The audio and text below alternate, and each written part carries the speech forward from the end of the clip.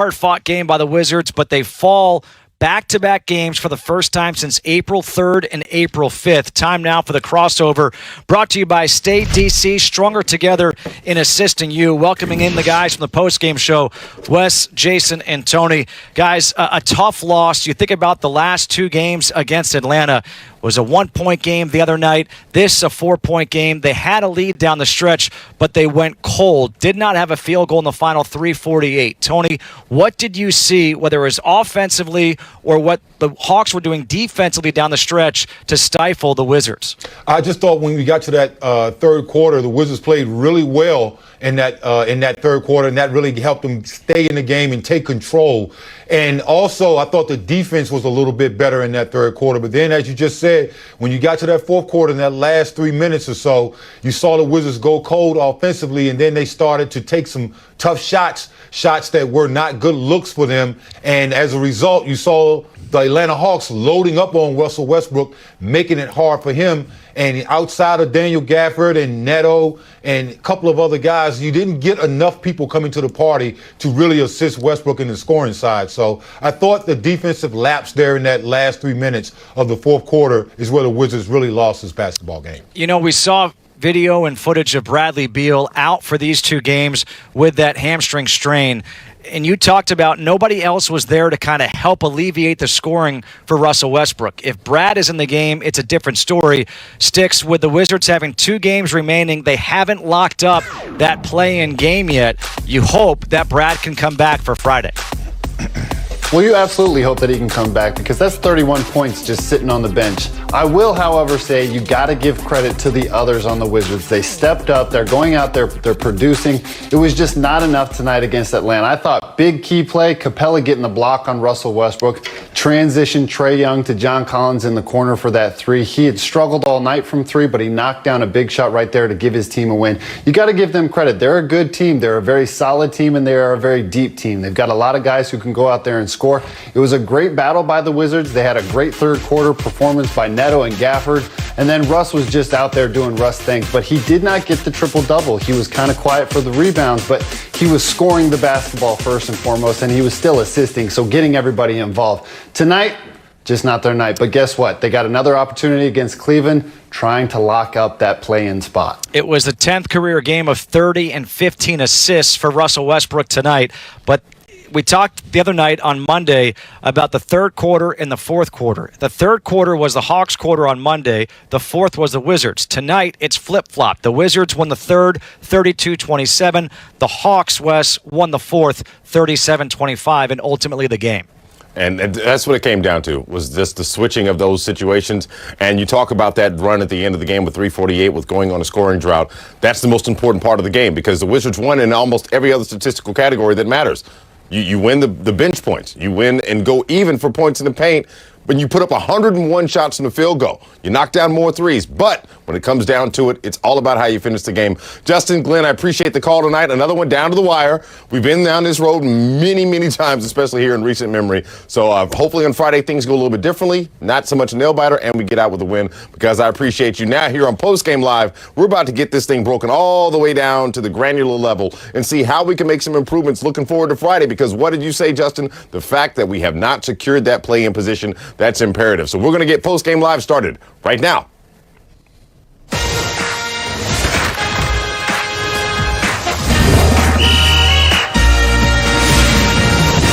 Wizards Post Game Live, presented by Geico.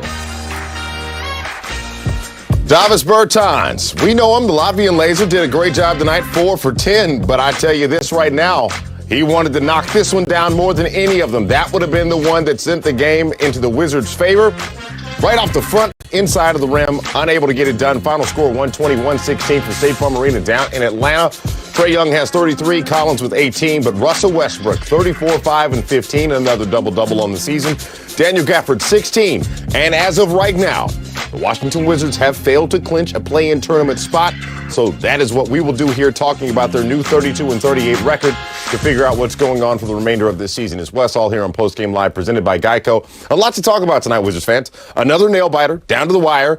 Great moments of just good old-fashioned basketball. Not a lot of schemes, not a lot of tricks. Just trying to figure out who's going to knock down the shot that they get.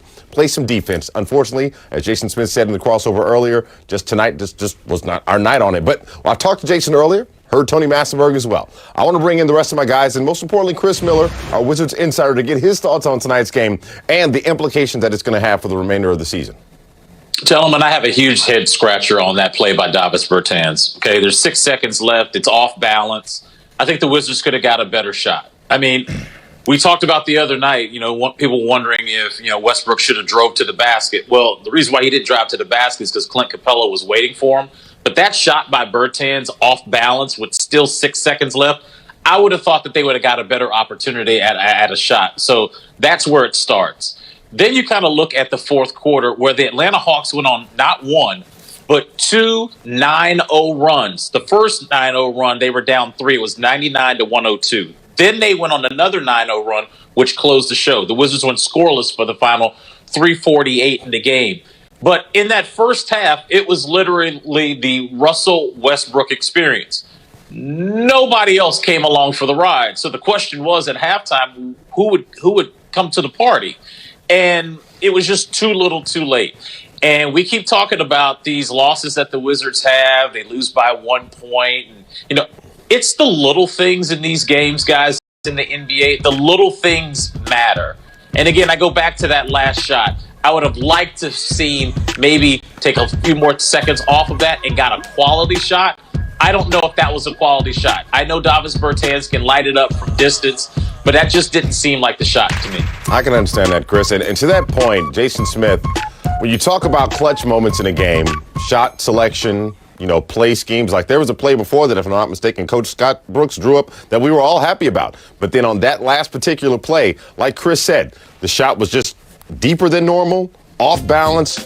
What were you seeing as an NBA player and former Wizard? I actually didn't mind the shot. The only thing I would change is he has 2 guys contesting him. When Russell Westbrook passes him the ball, if you have 2 guys collapse to you, granted, he can make that shot. He makes off-balance shots all the time, but give it back to Russ. He might have had a wide-open attempt right there from 3. I know the Wiz were good call, and Coach probably drew that up perfectly. Davis got a little bit more open than he thought he was. Just didn't go down for him. It's a tough shot. It's a tough scenario. He's a great three-point shooter. He was 4 for 9 at the time, but that just made him 4 for 10. That was tough for the Wiz to end on a shot like that. But you see him, he's coming off kind of as a decoy. He gets a great screen from Alex, and right there, those 2 defenders hit it back to Russ. Maybe he gets a wide open shot versus a contested 2 people contesting you shot. So that's my only bone with that shot selection right there. Listen, guys, you got time. It's 6 seconds after he missed that shot. 6, which means you got time to get a better shot than that.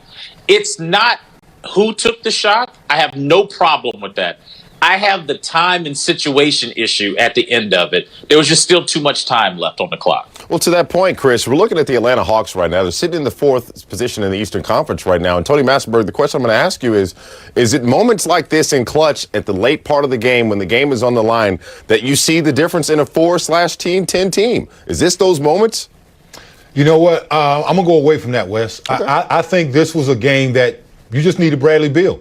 I think if you have Bradley Beal in this basketball game, I think the scoring issues would be alleviated. If you have Bradley Beal in this game, I think you have a better chance to get a better look, as what Chris was alluding to, because you have another option there. You have a guy that scores over 30 points a game. If you put him in Davis's place, I like that shot. I like Brad having an opportunity there. So I just think that tonight, particularly when you look at the fact that Russ had nobody to come along for the ride in that first half, I just think if you'd had Bradley Beal there, we might be having a different conversation. As far as for what the guys actually did, I have no problem with anything. I think the shot, I am in agreement with Chris on that. I thought they could have got a little bit better look. I thought that shot was long for Davis and also contested. But outside of that last shot, I just think this is just a game that they'll look back on and say, man, I wish we had Brad for this one. And I agree. I understand that the absence of Bradley Beal is absolutely a determining factor on the outcome of this game. But, Chris, to your point earlier about others coming along for the ride,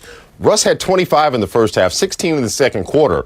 And I'm asking you, what responsibility do the others have on themselves to come in activated and ready, knowing that Brad's not going to be in the game today? They're 32 and 38. There's been enough games. I mean, at this point, guys, listen, there's 2 more games in the regular season, 2 games at home. Wondering about who needs to come along for the ride. I mean, we've been there, done that. I mean, we talked about that in the beginning of the year. This is a frustrating loss to me because they actually fixed some things from Monday. I'll give you an example. Guys, you realize Trae Young went 13 for 13 from the free throw line on Monday.